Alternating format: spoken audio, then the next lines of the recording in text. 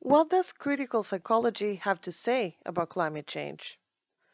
While mainstream psychology tends to focus on the individual barriers for inaction and the individual impacts of climate change, critical psychology resists this paradigm. Rather than the sum of individual actions, critical psychology is concerned with how system dynamics of capitalism and empire are directly connected with climate change. By doing this, critical psychology shifts the focus of individual responsibility to the social, political, and historical determinants of climate change, analyzing the relations of power, privilege, and oppression, and their contribution to the status quo. Critical psychology recognizes that there's something bigger than ourselves. It emphasizes the power of collective resistance, the shared experiences of loss, and how these have the potential to unify and mobilize entire communities. In addition to the behavioral changes that we discussed before, critical psychology takes into account other forms of environmentally friendly behaviors, such as activism, protest, and resistance.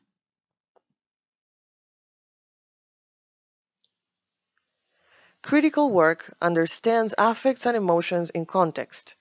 They don't exist separate from someone's living conditions.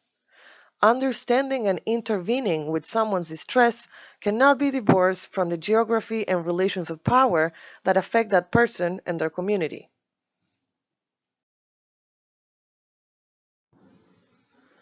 Critical work understands the importance of language and discourse. Words matter, and the way we use them to represent reality changes our perception and shapes our understanding of the world we live in. For example, whether we refer to climate change as a hoax, a threat, or a scientific fact will have significant impact on how we approach the problem. Which leads us to wonder, is the term climate change reflecting accurately the seriousness of the situation? Or should we refer to it as climate emergency?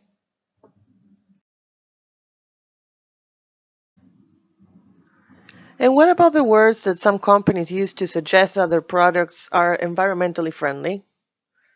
Paying attention to language and discourse help us think critically about the words we use and whether they reflect our reality. For example, greenwashing is the process of conveying a false impression or providing misleading information about how a company's products are more environmentally sound. It involves the act of making false claims to deceive consumers into believing that a company's products are environmentally friendly when they may not be. Critical psychology asks questions about whose voices are ignored and suppressed when responding to the climate crisis. They're interested in citing and researching voices of resistance, especially from marginalized populations. Critical researchers want to know how power is distributed and why people in positions of power choose to use that power in particular ways. Critical work wants to shed light on injustices commonly overlooked. It considers the gender and race specific impacts of climate change.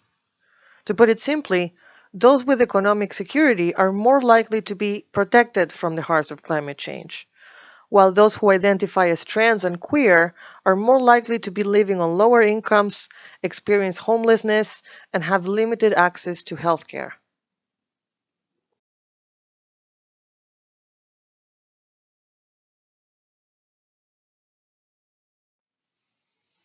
The topic of climate change is becoming more and more present in therapist offices, especially coming from younger clients.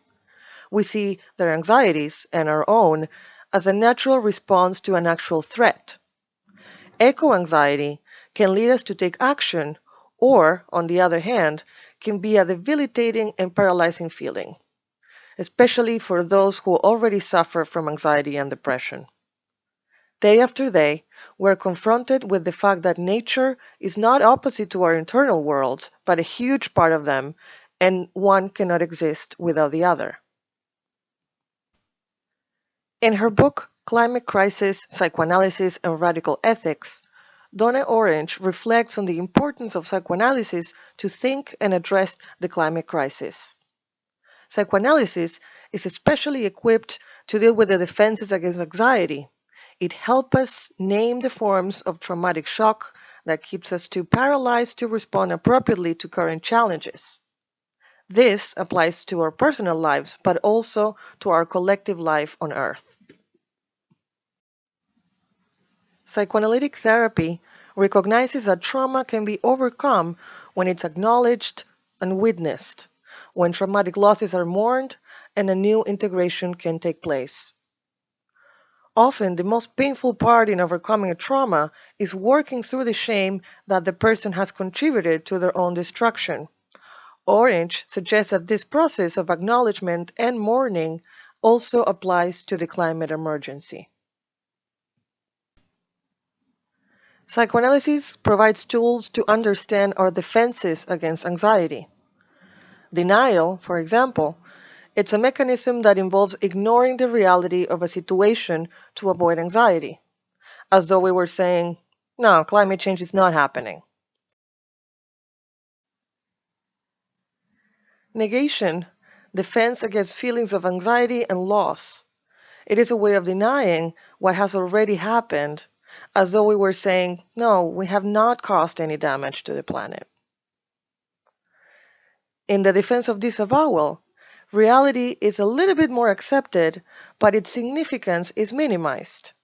It is a form of knowing and not knowing at the same time.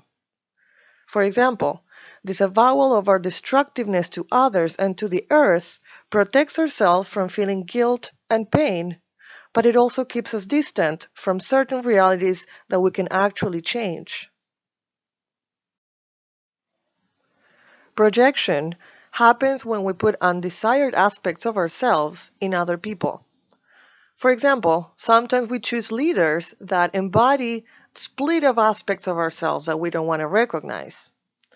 This way, we don't have to confront our feelings of greed and guilt for our contribution to climate change. In their book, A History of the World in 7 Cheap Things, Rak Patel and Jason Moore invite us to think how we can interact with the web of life differently. Many of these ideas, I believe, are in line with critical psychology. First, they discuss the importance of recognition of dualisms that have served to dominate the world, such as society and nature, colonizer and colonized, man and woman, capitalist and worker. These categories of thinking are historical, but they're not eternal realities. It is by recognizing our relationship between humans and nature that we can imagine a possible change. Patel and Moore reminds us that states are not the only bodies responsible for damage of the planet and subsequent reparation. Corporations also owe their debts. Another point they discuss is redistribution. In a patriarchal system, the redistribution of domestic work is a central part of imagining reparation ecology. Redistribution of energy, food, lands, and places where humans can interact with nature and with one another. Reimagination involves thinking of the world we would like to live in, instead of being busy trying to adapt to the world that we have. It involves daring to dream of a different reality. Recreation, which involves rethinking our relationship with work and reclaiming our ability to play, experience pleasure, and rest. Critical psychology reminds us that our inner and outer journeys inform one another and are completely intertwined. Instead of focusing on ways to change our individual behavior, critical psychology invites us to identify already existing practices in which people are changing their circumstances, themselves, and their relationship with the planet. People who think outside the box of Western culture and whose voices have been systematically oppressed.